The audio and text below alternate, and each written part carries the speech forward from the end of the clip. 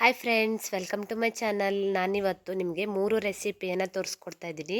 ಒಂದು ಬಸ್ಸಾರು, ಆಮೇಲೆ ಎಲ್ಲ ಸೊಪ್ಪುಗಳನ್ನು ಹಾಕಿ ಪಲ್ಯ, ಆನಂತರ ಕಂಚಿಕಾಯಿಯ ಸಾಸ್ಮೆಯನ್ನು ಯಾವ ರೀತಿ ಮಾಡೋದು ಅಂತ ತಿಳಿಸ್ಕೊಡ್ತೀನಿ. ಇದರಲ್ಲಿ ನಾನು ಮೊದಲನೇದಾಗಿ ಈ ರೆಸಿಪಿಯನ್ನು ನಮಗೆ ಶೇರ್ ಮಾಡ್ತಾ ಇರೋದು ಮೀನಾಕ್ಷಿ ಭಟ್ ಅಂತ, ಹಾಗೆ ವಾಯ್ಸ್ ಓವರ್ ಕೊಟ್ಟಿರೋದು ದೀಪಾ ಭಟ್ ಬೆಂಗಳೂರು ಅವರು. ಈ 3 ರೆಸಿಪಿಗಳು ತುಂಬಾ ರುಚಿಯಾಗಿದೆ ಮತ್ತು ತುಂಬಾ ಟೇಸ್ಟಿಯಾಗಿದೆ. ನಿಮ್ಮ ಮನೆಗಳಲ್ಲಿ ಮಾಡಿ ನೋಡಿ. ಹಾಯ್, ಹಲೋ ವೀಕ್ಷಕರೇ, ಎಲ್ರಿಗೂ ನಮಸ್ಕಾರ. ಇವತ್ತು ಬೆಂಗಳೂರು ಸ್ಟೈಲಿನ ಬಸ್ಸಾರು ಮಾಡೋದನ್ನು ತೋರಿಸ್ತಾ ಇದ್ದೀವಿ. ನೀವು ಈಗ ಕುಕ್ಕರ್ ವಿಷಲ್ ಹಾಕಿರೋದನ್ನು ನೋಡಿರ್ಬೋದು. ಈ ಕುಕ್ಕರಲ್ಲಿ ಚೆನ್ನಾಗಿ ಹೆಚ್ಚಿರುವಂತಹ ಸಣ್ಣದಾಗಿ ಹೆಚ್ಚಿರುವಂತಹ ಎಲ್ಲ ರೀತಿಯ ಸೊಪ್ಪು, ಮೆಂತ್ಯ ಸೊಪ್ಪು, ಸಬ್ಬಸಿಗೆ ಸೊಪ್ಪು, ಪಾಲಕ್ ಸೊಪ್ಪು, ದಂಟಿನ ಸೊಪ್ಪು, ಅಣ್ಣೆ ಸೊಪ್ಪು, ಎಷ್ಟು ವಿಧದ ಸೊಪ್ಪುಗಳಿರುತ್ತೆ ಎಲ್ಲ ರೀತಿಯ ಸೊಪ್ಪನ್ನು ಸಣ್ಣದಾಗಿ ಹೆಚ್ಚಿ ಬೇಯಕ್ಕಿಟ್ಟಿದ್ದೀನಿ. ಇದು ಬೆಂದ ನಂತರದಲ್ಲಿ ಇದಕ್ಕೆ ನಾವು ಒಗ್ಗರಣೆಯನ್ನು ಹಾಕಬೇಕಾಗತ್ತೆ. ಅದರ ರಸ ತೆಕ್ಕೊಂಡು ತಾವು ನೋಡ್ತಾ ಇರ್ಬೋದು ವೀಕ್ಷಕರೇ. ಮುಂದಿನ ಸ್ಟೆಪ್ ಅನ್ನು ತೋರಿಸ್ತೀನಿ. ಈಗ ವೀಕ್ಷಕರೇ ನೋಡ್ತಾ ಇರಬಹುದು, ಬಸ್ಸಾರು ಮಾಡಕ್ಕೆ ನಾವು ಸಾರಿಗೆ ಮಸಾಲೆಯನ್ನ ರುಬ್ಕೋಬೇಕಾಗತ್ತೆ. ಮಸಾಲೆಯನ್ನ ರುಬ್ಕೊಳ್ಳೋಕ್ಕಿಂತ ಮುಂಚೆ ನಾವು ಒಂದು ಬಾಣಲೆಯನ್ನ ಸ್ಟವ್ ಮೇಲೆ ಇಟ್ಟು ಅದಕ್ಕೆ ಸ್ವಲ್ಪ 1 ಸ್ಪೂನ್ ಅಷ್ಟು ಎಣ್ಣೆಯನ್ನು ಹಾಕೊಂಡು ಮೀಡಿಯಂ ಉರಿಯನ್ನ ಇಟ್ಕೊಂಡು ಅದು ಎಣ್ಣೆ ಕಾದ ನಂತರದಲ್ಲಿ ನಾವು ಅದಕ್ಕೆ ಸ್ವಲ್ಪ ಜೀರಿಗೆ ಮತ್ತು ಕಾಳು ಮೆಣಸು, ಹಾಗೆ ಮತ್ತೆ ಹೆಚ್ಚು ಇಟ್ಕೊಂಡಿರುವಂತಹ ಈರುಳ್ಳಿ ಇವನ್ನೆಲ್ಲ ಹಾಕಬೇಕಾಗತ್ತೆ. ಈಗ ಒಂದಾದ್ಮೇಲೆ ಒಂದು ಹಾಕ್ತಾ ಇದ್ದೀವಿ. ಸ್ವಲ್ಪ ಸಾಸಿವೆಯನ್ನ ಹಾಕ್ತಾ ಇದ್ದೀನಿ. ನಂತರದಲ್ಲಿ ಸ್ವಲ್ಪ ಜೀರಿಗೆಯನ್ನು ಕೂಡ ಇದಕ್ಕೆ ಹಾಕೋಬೇಕಾಗತ್ತೆ. ಒಂದು ಅರ್ಧ ಸ್ಪೂನ್ ಅಷ್ಟು ಸಾಸಿವೆ, 1 ಸ್ಪೂನ್ ಅಷ್ಟು ಜೀರಿಗೆಯನ್ನ ಇದಕ್ಕೆ ಹಾಕೊಂಡಿದ್ದೀನಿ. ಹಾಗೆ ಇದಕ್ಕೆ ಕರಿಬೇವು ಕೂಡ ಹಾಕಬೇಕಾಗತ್ತೆ. ಸ್ವಲ್ಪ ಕರಿಬೇವನ್ನ ಹಾಕಿ ಜೊತೆಗೆ ಈ ಹೆಚ್ಚಿಟ್ಕೊಂಡಿರುವಂತಹ ಈರುಳ್ಳಿಯನ್ನು ಕೂಡ ಇದಕ್ಕೆ ಸೇರಿಸ್ಕೋಬೇಕಾಗತ್ತೆ. ಇದು ಈಗ ಹುರಿಬೇಕು. ಚೆನ್ನಾಗಿ ಹುರಿದ ನಂತರದಲ್ಲಿ ಇದನ್ನ ರುಬ್ಕೋಬೇಕಾಗತ್ತೆ. ವೀಕ್ಷಕರೇ, ಇದಕ್ಕೆ ನಾವು ಸ್ವಲ್ಪ ಉಪ್ಪನ್ನ ಸೇರಿಸೋದ್ರಿಂದ ಇದು ಈರುಳ್ಳಿ ಸ್ವಲ್ಪ ಮೆತ್ತಗಾಗತ್ತೆ. ಹಾಗಾಗಿ ಇದಕ್ಕೆ ಈಗ ಸ್ವಲ್ಪ ಉಪ್ಪನ್ನ ಸೇರಿಸ್ಕೊತಾ ಇದ್ದೀವಿ.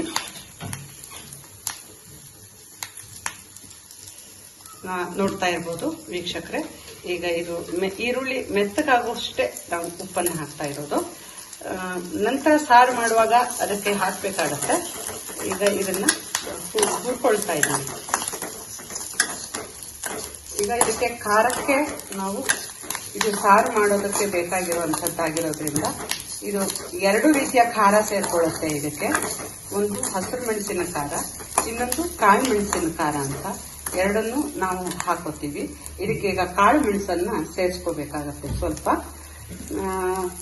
ನಾವು ಮಾಡ್ತಾ ಇರುವಂತಹ ಸಾರಿನ ಪ್ರಮಾಣಕ್ಕೆ ಅನುಗುಣವಾಗಿ ನಾವು ಕಾಳು ಮೆಣಸನ್ನ ಹಾಕೋಬೇಕಾಗುತ್ತೆ. ಯಾಕೆಂದ್ರೆ ಈ ಹಸಿರು ಮೆಣಸಿನಕ್ಕಿಂತ ಕಾಳು ಮೆಣಸಿನ ಖಾರ ಹೆಚ್ಚು ಘಮ ಕೊಡುತ್ತೆ ಮತ್ತೆ ರುಚಿಯನ್ನ ಕೊಡುತ್ತೆ. ಹಾಗಾಗಿ ಇದಕ್ಕೆ ಈಗ ಕಾಳು ಮೆಣಸನ್ನು ಕೂಡ ಸೇರಿಸ್ಕೊಳ್ತಾ ಇದ್ದೀವಿ. ಕರಿಮೆಣಸು ಅಥವಾ ಬೋಳು ಮೆಣಸು ಎಲ್ಲ ಹೇಳ್ತಾರೆ. ಈಗ ನಾವು ಕಾಳು ಮೆಣಸನ್ನ ಹಾಕೊಂಡಿದ್ದೀವಿ. ಇದನ್ನ ಇವಾಗ ಚೆನ್ನಾಗಿ ಹುರ್ಕೋಬೇಕಾಗುತ್ತೆ. ಇದು ಹುರಿದ ನಂತರದಲ್ಲಿ ನಾವು ಸ್ವಲ್ಪ ತೆಂಗಿನ ತುರಿಯ ಜೊತೆ, ತೆಂಗಿನಕಾಯಿ ಜೊತೆ ಇದನ್ನ ನುಣ್ಣಗೆ ರುಬ್ಕೋಬೇಕಾಗತ್ತೆ. ಸೊ ಇದು ಒಂದು 10 ನಿಮಿಷಗಳ ಕಾಲ ಈಗ ಹುರ್ಕೊಳ್ತಾ ಇದ್ದೀವಿ. ನೋಡ್ತಾ ಇದ್ದೀವಿ ವೀಕ್ಷಕರೇ, ಇದು ಚಟಪಟ ಅಂತ ಶಬ್ದ ಬರ್ತಾ ಇದೆ. ನಾವು ಈ ರೀತಿಯಲ್ಲೇ ಇದನ್ನ ಹುರ್ಕೋಬೇಕು. ಇದು ಚೆನ್ನಾಗಿ ಹುರ್ಕೊಳ್ದೇ ಇದ್ರೆ ಹಸಿ ಆಗುತ್ತೆ, ಸಾರು ಅದು ಒಳ್ಳೆ ಘಮ ಬರೋದಿಲ್ಲ. ಸೊ ಅದಕ್ಕಾಗಿ ಇದನ್ನ ತುಂಬಾ ಚೆನ್ನಾಗಿ ಈರುಳ್ಳಿ ಸ್ವಲ್ಪ ಮಟ್ಟಿಗೆ ಕೆಂಪಾಗಬೇಕು, ಅಷ್ಟರವರೆಗೆ ಇದನ್ನು ಹುರ್ಕೊಳ್ಳೋದ್ರಿಂದ ಸಾರಿನ ರುಚಿ ತುಂಬಾ ಚೆನ್ನಾಗಿ ಬರುತ್ತೆ. ಸೊ ಹಾಗಾಗಿ ಚೆನ್ನಾಗಿ ಹುರ್ಕೊಳ್ತಾ ಇದ್ದೀನಿ. ನೋಡ್ತಾ ಇದ್ದೀರಲ್ಲ ವೀಕ್ಷಕರೇ, ಇದೇ ರೀತಿಯಲ್ಲಿ ಹುರ್ಕೋಬೇಕಾಗತ್ತೆ ನೀವು.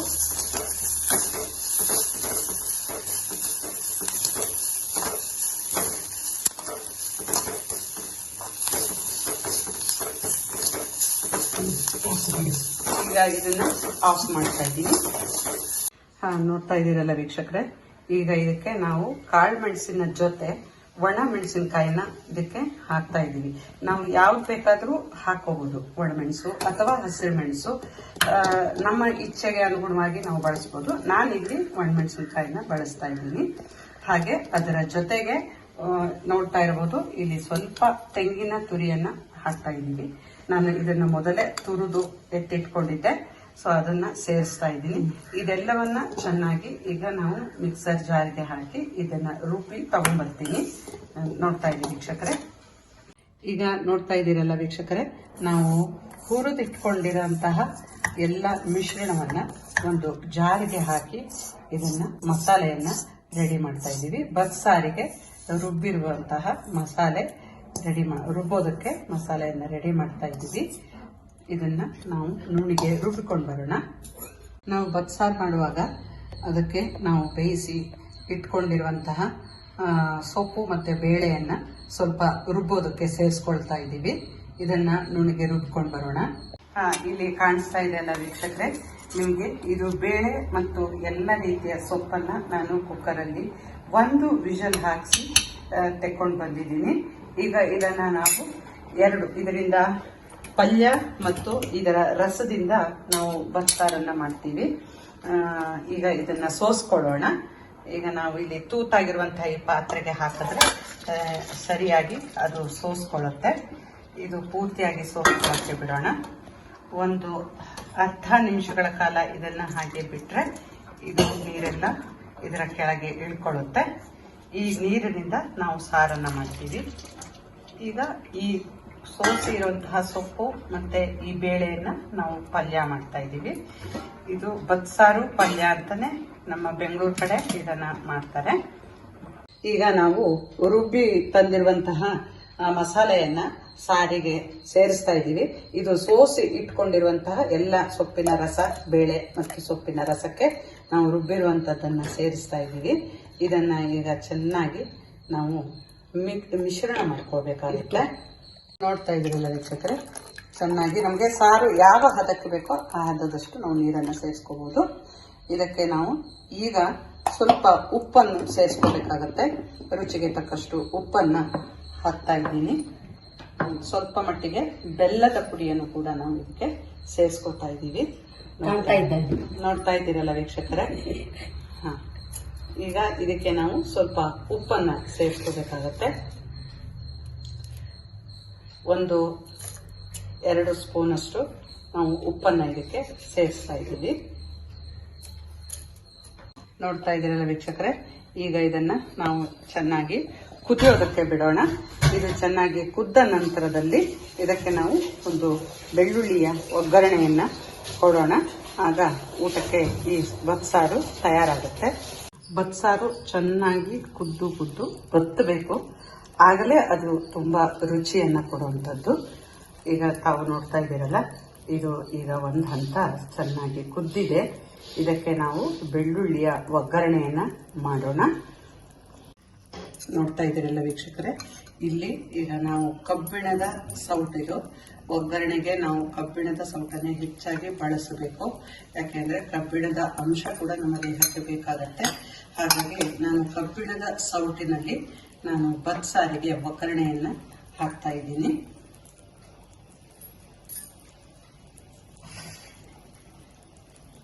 ಎಣ್ಣೆ ಒಂದು ಸ್ವಲ್ಪ ಕಾದ ನಂತರದಲ್ಲಿ ಈಗ ನಾನು ಒಗ್ಗರಣೆಗೆ ಕೊಬ್ಬರಿ ಎಣ್ಣೆಯನ್ನ ಬಳಸ್ತಾ ಇದ್ದೀನಿ. ಕೊಬ್ಬರಿ ಎಣ್ಣೆ ಜೀರ್ಣಕಾರಿ, ಹಾಗಾಗಿ ಒಗ್ಗರಣೆಗೆ ಕೊಬ್ಬರಿ ಎಣ್ಣೆಯನ್ನು ಬಳಸಬೇಕು.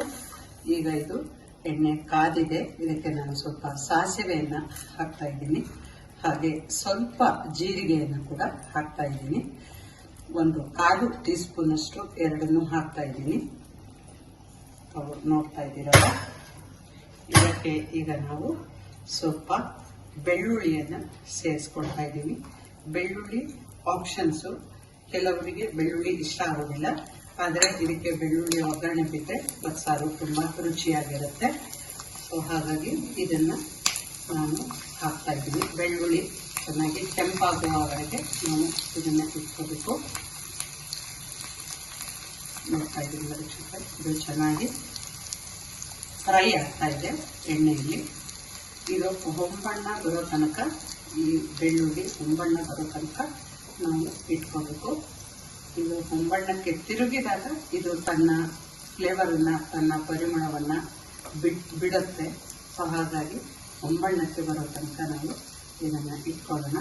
ನೋಡ್ತಾ ಇದ್ದೀರಲ್ಲ ವೀಕ್ಷಕರೇ, ಈಗ ಬೆಳ್ಳುಳ್ಳಿ ಹೊಂಬಣ್ಣಕ್ಕೆ ಬಂದಿದೆ. ಇದನ್ನು ನಾನು ಬಸ್ಸಾರಿಗೆ ಹಾಕ್ತಾ ಇದ್ದೀನಿ, ಒಗ್ಗರಣೆಯನ್ನು ಮಾಡ್ತಾ ಇದ್ದೀನಿ.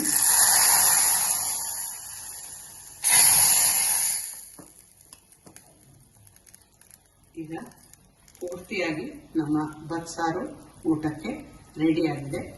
ಈಗ ಅನ್ನದ ಜೊತೆ ಇದನ್ನು ಊಟ ಮಾಡ್ಬೋದು. ಇಲ್ಲಿ ಕಾಣಿಸ್ತಾ ಇದೆ ಅಲ್ಲ ವೀಕ್ಷಕರೇ, ನಿಮಗೆ ಇದು ಬೇಳೆ ಮತ್ತು ಎಲ್ಲ ರೀತಿಯ ಸೊಪ್ಪನ್ನು ನಾನು ಕುಕ್ಕರಲ್ಲಿ 1 ವಿಷಲ್ ಹಾಕಿಸಿ ತೆಕ್ಕೊಂಡು ಬಂದಿದ್ದೀನಿ.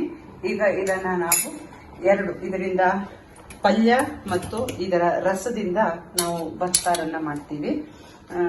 ಈಗ ಇದನ್ನು ಸೋಸ್ಕೊಳ್ಳೋಣ. ಈಗ ನಾವು ಇಲ್ಲಿ ತೂತಾಗಿರುವಂತಹ ಈ ಪಾತ್ರೆಗೆ ಹಾಕಿದ್ರೆ ಸರಿಯಾಗಿ ಅದು ಸೋಸ್ಕೊಳ್ಳುತ್ತೆ. ಇದು ಪೂರ್ತಿಯಾಗಿ ಸೋಸ್ಕೊಳ್ಳೋಕ್ಕೆ ಬಿಡೋಣ. ಒಂದು ಅರ್ಧ ನಿಮಿಷಗಳ ಕಾಲ ಇದನ್ನು ಹಾಗೆ ಬಿಟ್ಟರೆ ಇದು ನೀರೆಲ್ಲ ಇದರ ಕೆಳಗೆ ಇಳ್ಕೊಳ್ಳುತ್ತೆ.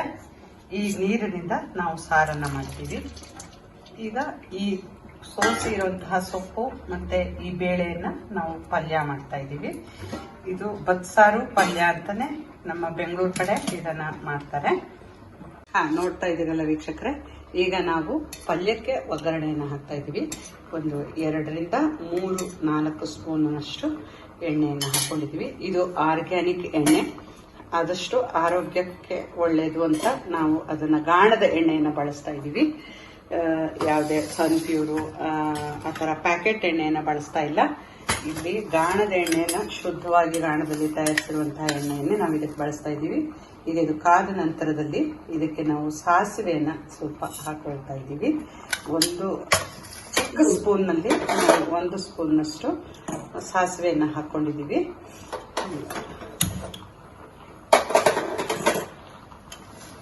ಹಾಗೇನೆ ಇದಕ್ಕೆ ಸ್ವಲ್ಪ ಇದು ಶಬ್ದ ಆಗಬೇಕು, ಅಂದರೆ ಚಿಟಿ ಚಿಟಿ ಅನ್ನಬೇಕು ಸಾಸಿವೆ. ಅದಕ್ಕೆ 1 ಸ್ಪೂನ್ನಷ್ಟು ಉದ್ದಿನ ಬೇಳೆಯನ್ನು ಹಾಕ್ತಾ ಇದ್ದೀನಿ. ನೋಡ್ತಾ ಇದ್ದೀರಲ್ಲ ವೀಕ್ಷಕರೇ, ಇಷ್ಟು ಉದ್ದಿನ ಬೇಳೆಯನ್ನು ಹಾಕಿದ್ರೆ ಸಾಕಾಗುತ್ತೆ.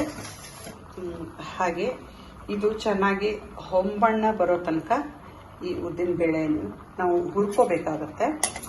ಇದು ಚೆನ್ನಾಗಿ ಬಣ್ಣ ಬರಬೇಕು. ಇದನ್ನ 1 ನಿಮಿಷಗಳ ಕಾಲ ನಾವು ಮಂದ ಉರಿಯಲ್ಲಿ ಇದನ್ನ ಬೇಯಿಸ್ತಾ ಇದ್ದೀವಿ. ನೋಡ್ತಾ ಇದ್ದೀರಲ್ಲ ವೀಕ್ಷಕರೇ, ಒಂದು ಬಾಣಲೆಗೆ ನಾವು ಸ್ವಲ್ಪ ಎಣ್ಣೆಯನ್ನು ಹಾಕಿ, ಆ ಎಣ್ಣೆ ಕಾದ ನಂತರ ಇದಕ್ಕೆ ನಾವು ಉದ್ದಿನ ಬೇಳೆ ಮತ್ತು ಸಾಸಿವೆಯನ್ನು ಹಾಕಿದ್ದೀವಿ. 1 ಟೇಬಲ್ ಸ್ಪೂನಷ್ಟು ಉದ್ದಿನ ಬೇಳೆ ಹಾಗೂ 1 ಟೇಬಲ್ ಸ್ಪೂನಷ್ಟು ಸಾಸಿವೆಯನ್ನು ಇದಕ್ಕೆ ಹಾಕ್ಕೊಂಡಿದ್ದೀನಿ. ಇದು ಹೊಂಬಣ್ಣ ಬರುವ ತನಕ ನಾವು ಇದನ್ನು ಹುರಿಬೇಕಾಗತ್ತೆ. ಇದು ಗಾಣದ ಎಣ್ಣೆಯನ್ನು ಬಳಸ್ತಾ ಇದ್ದೀವಿ. ಇದು ಸನ್ಪ್ಯೂರ್ ಆಯಿಲ್ ಎಣ್ಣೆ, ಅದರ ಗಾಣದಿಂದ ತಯಾರಿಸಿರುವಂತಹ ಎಣ್ಣೆ ಆರೋಗ್ಯಕ್ಕೆ ಹೆಚ್ಚು ಒಳ್ಳೆಯದು ಅಂತ. ಈಗ ಇದು ಕೆಂಪು ಬಣ್ಣ ಬರೋ ತನಕ ನಾವು ಇದನ್ನು ಹುರ್ಕೋಬೇಕಾಗತ್ತೆ.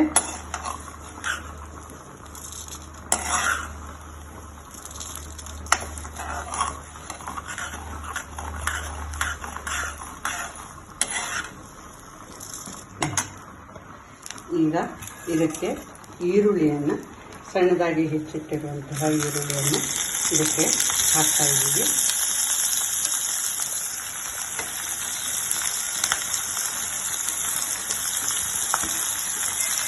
ಈಗ ಇದಕ್ಕೆ ಸ್ವಲ್ಪ ಕರಿಬೇವನ್ನು ಕೂಡ ಸೇರಿಸ್ಕೊಳ್ತಾ ಇದ್ದೀವಿ.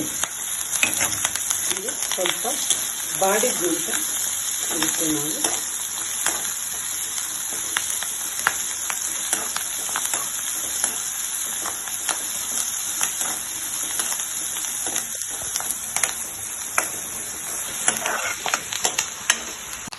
ಈಗ ಹಸಿರು ಮೆಣಸಿನಕಾಯಿಯನ್ನು ಇದಕ್ಕೆ ನಾವು ಸೇರಿಸ್ಕೊಳ್ತಾ ಇದ್ದೀವಿ. ಖಾರಕ್ಕೆ, ಪಲ್ಯಕ್ಕೆ ರುಚಿಗೆ ತಕ್ಕಷ್ಟು ಖಾರವನ್ನು ಹಾಕ್ತಾ ಇದ್ದೀವಿ. ಒಂದು 2 ಹಸಿರು ಮೆಣಸಿನಕಾಯಿಯ ತುಂಡನ್ನು ಇಲ್ಲಿ ನಾವು ಹದವಾಗಿ ಕತ್ತರಿಸಿ ಸೇರಿಸ್ಕೊಳ್ತಾ ಇದ್ದೀವಿ.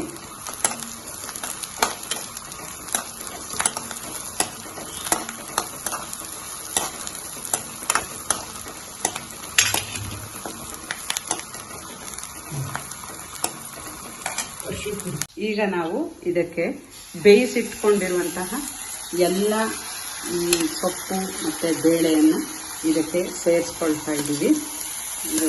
ಸೇರಿಸ್ಕೊಂಡ ನಂತರದಲ್ಲಿ ಇದನ್ನು ಚೆನ್ನಾಗಿ ಮಿಕ್ಸ್ ಮಾಡಬೇಕು. ಈರುಳ್ಳಿ ಮತ್ತು ಈ ಸೊಪ್ಪು ಇದೆಲ್ಲ ಅದಕ್ಕೆ ಸೇರಿಕೊಳ್ಬೇಕಾಗುತ್ತೆ. ಇದಕ್ಕೆ ಸ್ವಲ್ಪ ಉಪ್ಪನ್ನು ಸೇರಿಸ್ಕೊಳ್ತಾ ಇದ್ದೀವಿ. ರುಚಿಗೆ ತಕ್ಕಷ್ಟು ಉಪ್ಪನ್ನು ಇದಕ್ಕೆ ಹಾಕ್ತಾ ಇದ್ದೀವಿ.